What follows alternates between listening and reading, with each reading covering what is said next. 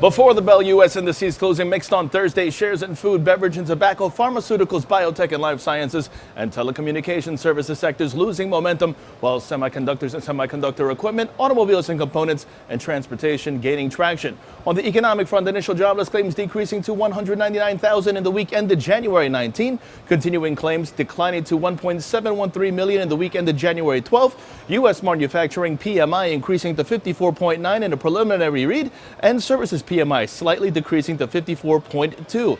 This all while advancers beating out decliners, 64% of S&P 500 constituents trading higher yesterday. Now, after the markets closed, Intel reporting fourth quarter adjusted EPS of $1.28 on revenue of $18.7 billion. Starbucks releasing first quarter adjusted EPS of 75 cents versus 65 cents a year ago on net revenue of $6.63 billion.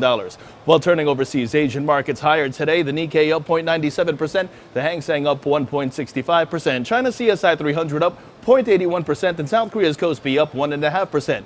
European markets gaining ground, and U.S. futures calling for a positive start. Now, in terms of expectations today, Colgate-Palmolive fourth quarter EPS seen at 73 cents on sales of approximately $3.8 billion.